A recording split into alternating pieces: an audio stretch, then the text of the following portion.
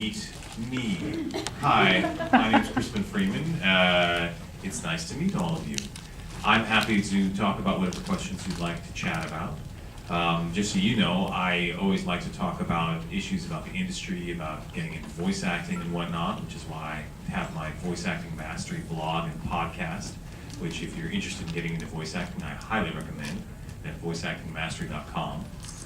And obviously some of you might know about my scholarly work in mythology and mythological storytelling and animation and other venues. I always love chatting about that. But I will leave the floor open to you guys to ask whatever questions you might like. Yes, sir. First, I want to say thank you so much for coming. You bet. Thank you for having me. Ooh, as I break the table. And you've been a great influence on Ashley and myself. We actually hosted 2 voicing accounts this week. One was Monday about characters and the acting in real life, and today we have one about the more industry side we've learned from blogs such as yours and what other voice actors said. I just want to say you're a great influence. My main question is this. Transitioning into union work, you've gotten into the much bigger gigs. Mm-hmm. What was that period like from going from the smaller gigs up to the union to really bigger stuff and the challenging work? Right. For those of you who may not know, when you first start out as a voice actor, one of the questions is whether or not to join one of the acting unions. Well, there used to be multiple acting unions. They have now merged. The major acting union, well, there's one for theater actors called Actors Equity, and now there's one union that covers all recorded performances, television, film, and everything else. It's called SAG-AFTRA. It used to be the Screen Actors Guild and the American Federation of Television and Radio Actors, and the 2 unions just recently merged into SAG-AFTRA. So the question becomes, if you want to work on certain shows, and some of those shows are done union, but there are also shows that are done non-union. So what does a young upcoming actor do? It turns out when you first start working, it's probably best to stay non-union to begin with, because you need to build up your resume, you need to build up your experience. And if you jump into the unions too early, you are competing with people who have very long, deep resumes, and you don't. And so it can be very hard to compete on that level before you've gotten more experience and gotten more work under your belt, so to speak. The transition for me was different from many, I think, because I started out in theater. So I started out as a member of Actors Equity. And eventually I joined AFTRA because of some voiceover work that I was doing in New York. And back then, I don't know if these rules still apply, once you had been a member of AFTRA for about a year, you were able to just sort of buy your way into SAG. SAG historically has been notoriously difficult to just get into. You can't just walk up to these unions and say, "Hi, I'd like to be a member." They say, "Who are you? And what have you done?" And you actually can't join the unions until you have a union contract. So it's sort of this chicken and egg problem. But I sort of got around it because I had been a member of AFTRA, and so after a year I was able to just walk up to SAG and say, "Hi, I'd like to join SAG." And they said, "Oh yes, you're a member of AFTRA and you've been a member of Equity for many years. Sign up." That happened basically when I made my transition from New York to Los Angeles. I started out voice acting in New York, and when I went to Los Angeles, there were a number of different production companies that were doing union projects, and I wanted to work on them. And in fact, it was an anime project. I can't remember which one it was, but it was at Zero Limit where they had done Cowboy Bebop and Ghost in the Shell and whatnot. And we were working on some project, and they said, "It's a union project." And I said, "That's okay, I can join the union." And I literally joined the union the next day to make sure I could work on the project. And I got a call from the producer, I think the day I signed up, and because he had called that morning to see if I was a member of SAG yet. And of course that morning I wasn't, but I had just gotten my card. And he's like, "I just called SAG, and they don't have a number for you." And I go, "I have my number right now, do you want it?"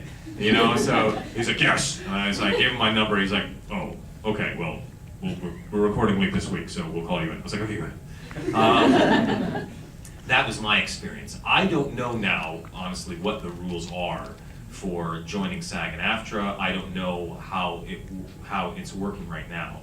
I do know that if you are good enough, and if they have a show and they want you badly enough, they can do something called Taft-Hartley, which is basically a legal maneuver where they basically say, if they're a union production, they say, "We want John Doe, he's not union, we are going to sponsor him to be part of the union." And that's a common way that actors join the union. That's actually how I got into Actors Equity. I was in a production, and they wanted to take the production to Broadway, and I was not equity yet. And they said, well, everyone in the show, once it goes to Broadway, has got to be equity. And so they basically Taft-Hartley'd me and said, which is basically the production company saying, we know there's a lot of union actors, but this non-union actor is the only one who can play the role that will satisfy us. And so the union goes, okay, if he's the only one you think can play the role, then we'll allow him to join the union. And that's usually the method by which people get in. Obviously, I'm sure they still Taft-Hartley people. The union doesn't like you to Taft-Hartley a whole bunch of people. You know, I can't say, hey, I've got a crowd scene, I'm gonna Taft-Hartley everyone in this room, you know? The union does not take kindly to that. So production companies cannot just Taft-Hartley people willy-nilly. But that's usually the process. But again, now that the unions have merged, the rules may be up for grabs. I have no idea. And if you're interested in that topic, I suggest you go straight to the SAG-AFTRA website. And I'm sure they have brochures and whatnot to explain what their rules are for union stuff. And actually, I should go check it out myself and brush up on what the rules are. But as you can imagine, once you've been working in the union for over a decade now, as I have, you sort of lose track of what the rules are for joining because you're already in. So hopefully that answers your question. That was perfect. Good. Thank you. Yes, sir.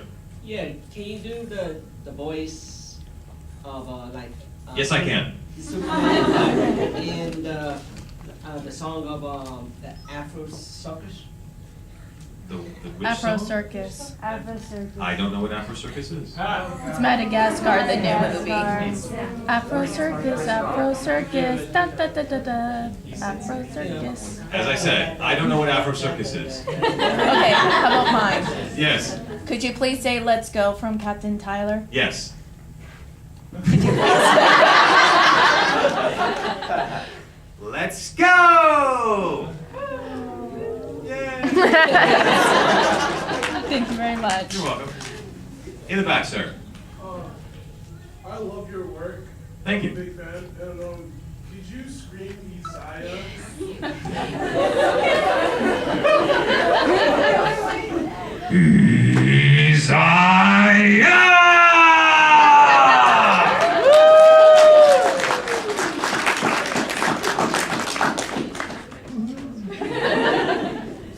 Yes, sir. Alright, so you did the voice of the wizard in Diablo 3 recently. I did. Is there anything different about voicing video games and voicing anime? Or are there different techniques that... Well, obviously the largest difference is, for the most part, video games don't have lip flap. We don't have animation that we have to match on the screen. There are exceptions. When I worked on White Knight Chronicles, the Japanese RPG game, we did have to match lip flap. The video for that game had already been rendered. So sometimes we do have to match lip flap when we're localizing Japanese video games. But for Diablo and for the majority of domestic video games, the biggest difference is it's all what we call prelay work. We go in, we record, and then they animate to our voices. The other big difference, I would say, between working on something like anime or even domestic animation and video games is that animation, regardless of where it's coming from, is a linear storytelling medium. It doesn't change course halfway through. Video games, for the most part, tend to be more non-linear. There are linear video games, Final Fantasy, but when you're dealing with a lot of video games, especially with Americans, they like to have sandbox-style, non-linear video games where there's infinite branching. Mass Effect. And so in that sort of storytelling, I call it Rubik's Cube acting, where basically I have to perform my line in such a way that it can be recombined and strung together with other lines so that it still sounds believable. That's a challenge, and the challenge with that becomes it's hard to put a lot of subtext in your line, because if you start to make the line too specific, then you can't recombine it with other lines because you've made a decision. But much of what good acting is making decisions and deciding how you're going to say the line. So you're like, huh, so you've basically boxed me into a corner where I have to act badly. I was working on a big RPG game, and it was one of those sort of massive online RPGs, and I did this delivery of the line. They said, that's really great, but we don't know at this point in the game, when you're talking to this guy, you could be friends with him, or you could be enemies with him. And I go, do you have room to record both? They go, no, we've got to just do one line. And I say, ooh, that's tough. So now we've had to make my acting generic enough that it could work either way, which means that the acting isn't as believable. Right? I mean, it's just the nature of nonlinear video games. I don't know how to solve that problem yet. It's a real conundrum in terms of wanting the acting to sound more cinematic and yet dealing with the structure of the game.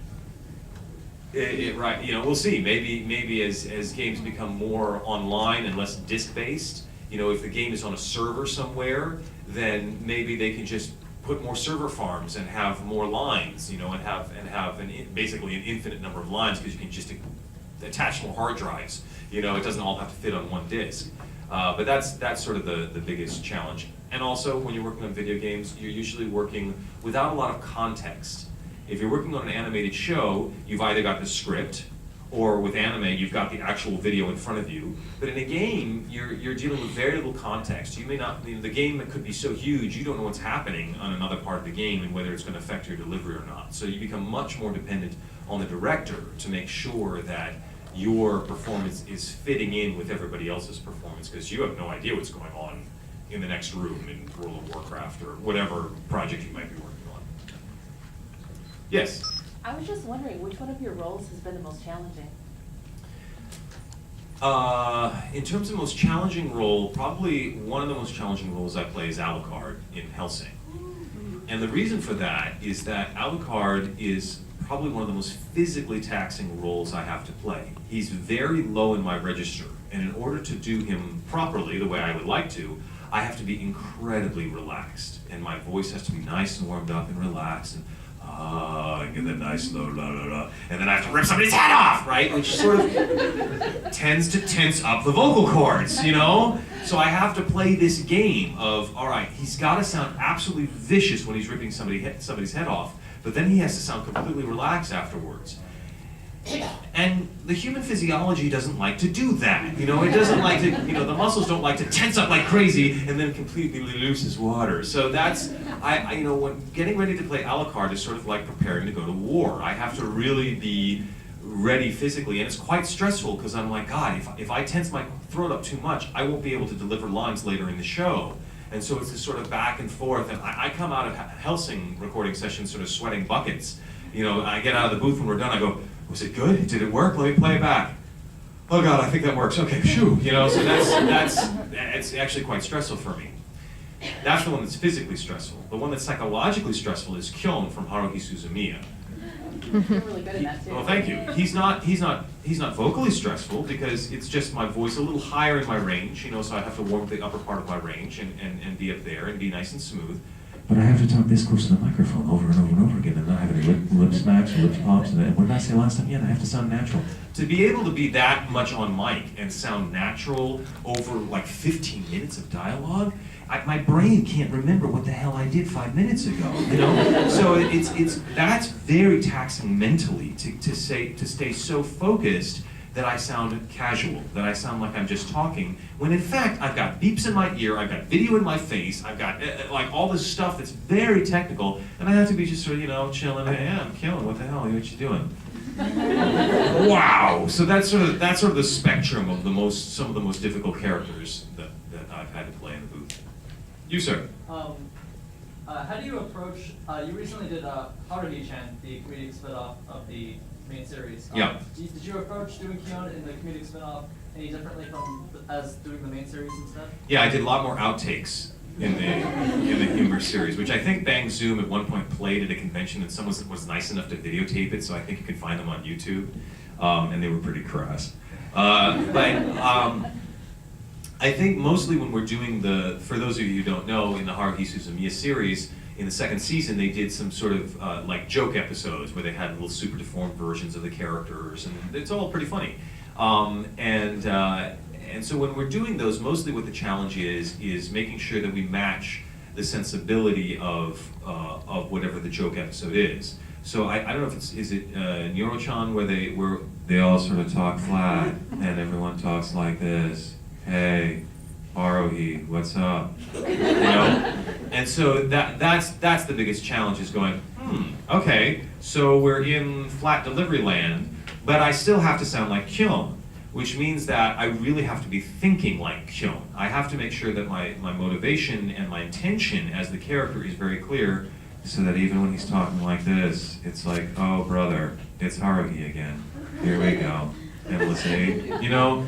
So that's usually the challenge, is that's a test of your acting choices, of the character. Have you made the character well enough that you can now take the character and do them in different environments? What would Kyun sound like in World of Warcraft? You know, like how would you make him still sound like Kyun and be in Lord of the Rings? And one teacher of mine said, you know you can do a character voice well when you can sing like that character. That means you've internalized the character so much that you could literally pick up a song and you know, sing Christmas carols as that character and still sound like that character. Then you got it. In the back, sir. Can you sing Christmas carols allegory?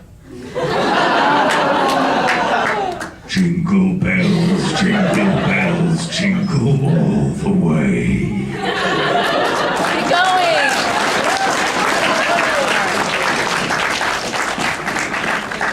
Yes, with the checkerboard hands. Well, I heard you did Itachi and Naruto, and I did?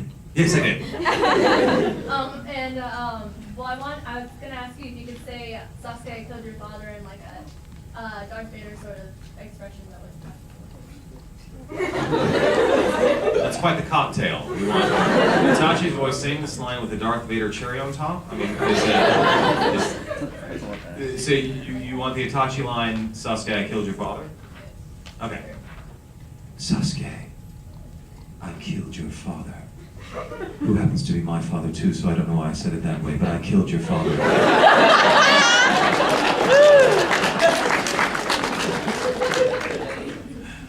All right. Anyone else? Yes. Is there any particular legend or myth that you would like to see an anime based on that hasn't been done yet? And if so, would you rather direct or act in it? Wow, that's a sophisticated question. Is there any sort of mythology or legend that I would like to see made into an animated series? And if they made such a series, would I want to act or direct on it? Wow. You can go back. That's very interesting. Well, this is what I will say. It is true that I am very interested in the mythological underpinnings of storytelling. However, I'm not really interested in what I call cataloging. Cataloging is when you look at a show like Oh My Goddess or Oh My Goddess and say, oh, I get it, Dandy is Verdandy, and Skuld is Skuld, and you know, like, and you realize that there's a one-to-one relationship between the characters in the story and some mythological characters. I would call that allegory, where there's a sort of one-to-one relationship. Tolkien didn't appreciate allegory either. He thought it was sort of simplistic. That's not nearly as interesting to me as figuring out the sort of religious and mythological influences on pop culture archetypes that already exist.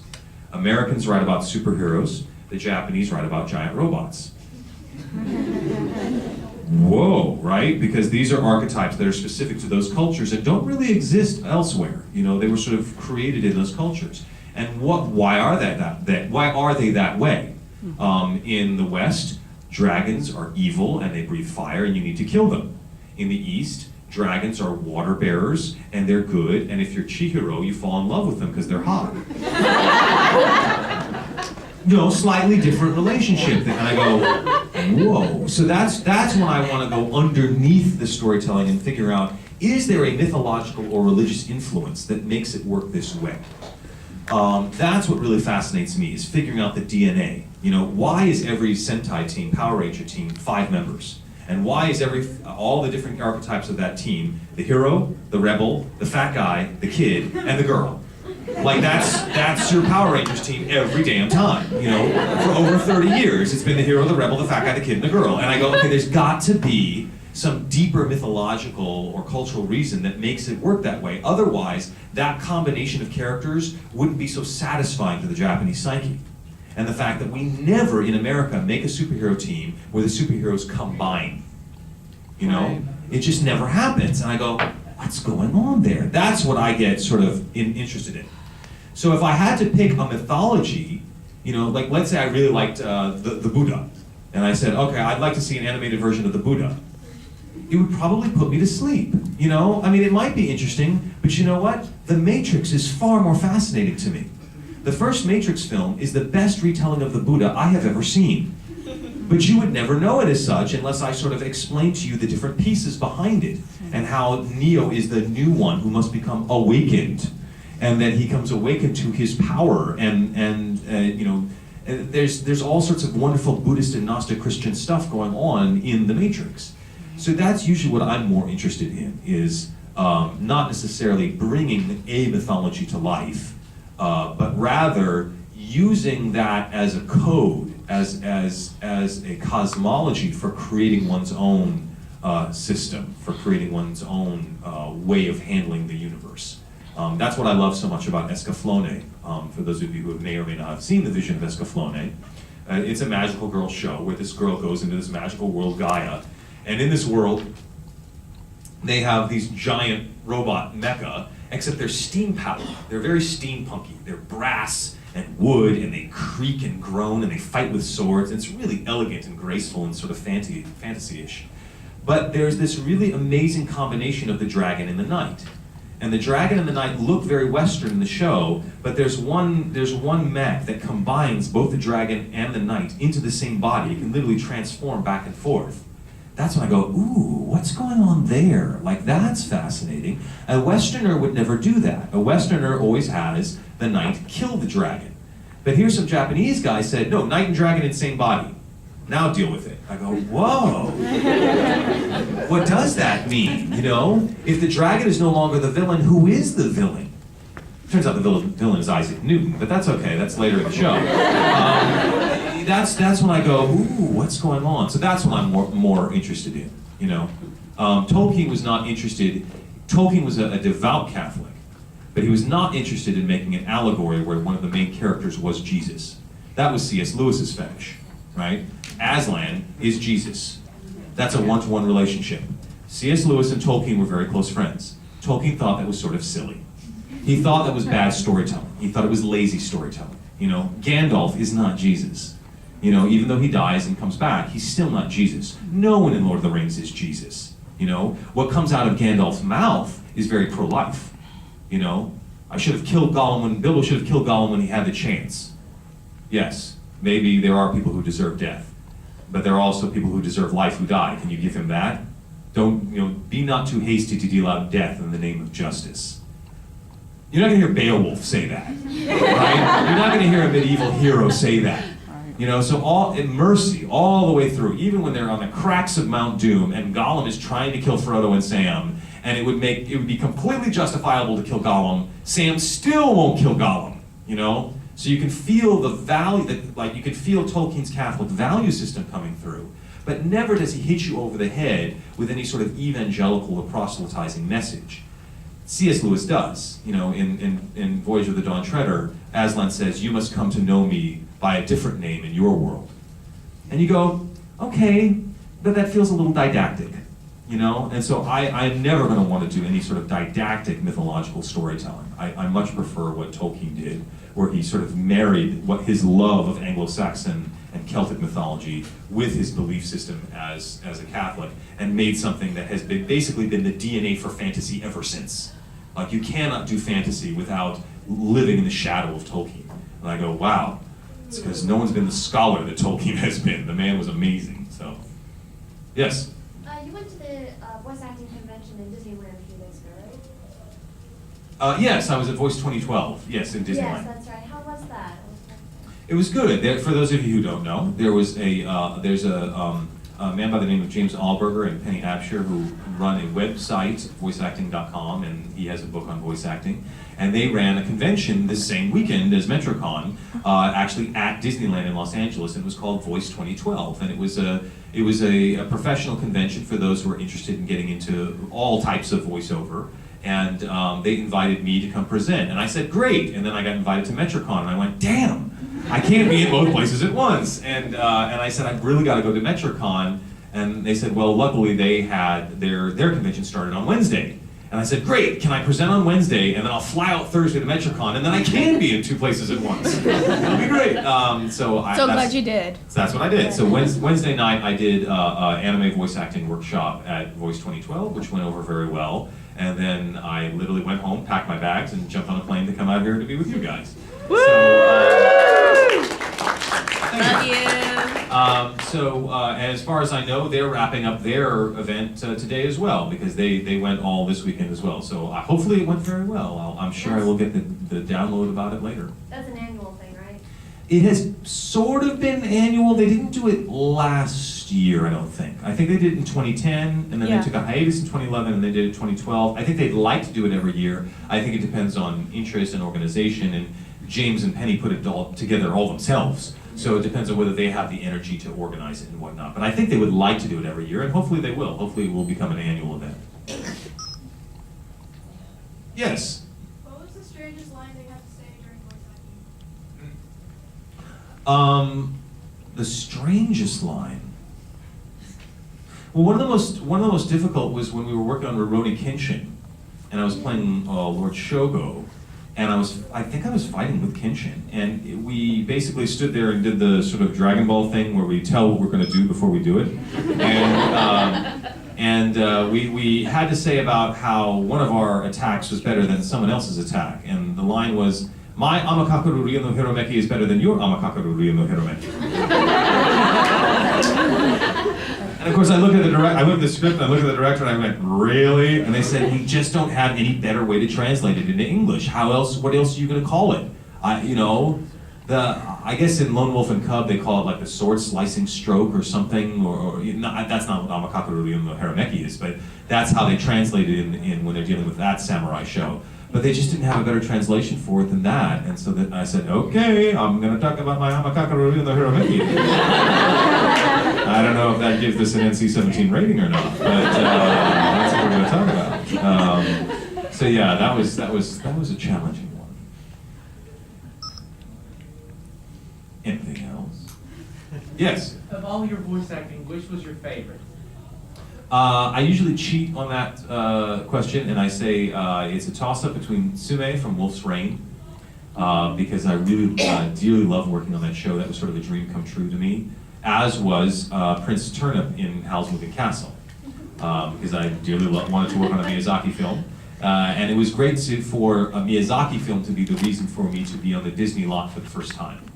It was the first time I actually went on the Disney lot, and I parked my car and walked down Mickey Mouse Lane and took a ride at Goofy Drive, which is Pluto's Corner, if you ever find yourself there. And I headed to the studio, and we did the thing, and I walked out, and I walked past the big Frank Wells building, and there's a big building with all these office cubicles, and there's glass. And as I'm walking into the building, I see in the glass, pressed up against the glass, this big stuffed Totoro. And I went, oh, you're one of us. So that was really nice. Yes? Which voice do you feel is the closest to your actual voice? Which voice is the closest to my actual voice? Well, there's probably a couple of voices that I do that are very close in terms of the timbre of my voice. Togusa in Ghost in the Shell is one of them. That was actually one of the things when they auditioned me. Up until that point, I'd been playing a lot of larger-than-life characters. And they sort of wondered, can he play just straight cop drama in Ghost in the... We don't know. And I said, yeah, I think so. And they rolled it, and I did it. And they said, yeah, he can be straight cop. So, excuse me. Togus is obviously very close to my natural voice. Shannon in Scrapped Princess is very close to my natural voice. Oh, excuse me. But they are not close to me psychologically. So if you're listening to me now and you're hearing me talk as Chrispin, you'll notice that I don't necessarily sound like Togusa, and I don't sound like Shannon in Scrap Princess. And when somebody says, can you do the voice for it, it's funny because I'm not going to change my voice. What I'm going to do is I'm going to change my thinking. I have to now think like Togusa or think like Shannon from Scrap Princess, and then the delivery that will come out will sound like them.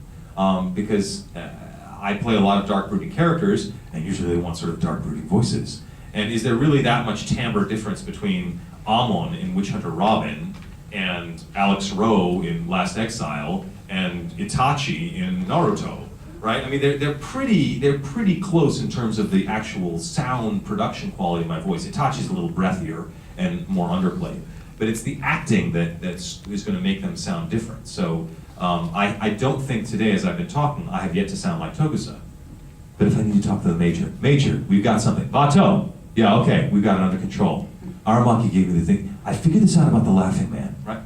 Now it sounds like Togusa, right? Have I changed my voice? No, I've changed the way I'm thinking. I'm suddenly have a different motivation because Togusa is a different character from me. Togusa hates Tachikomas. I love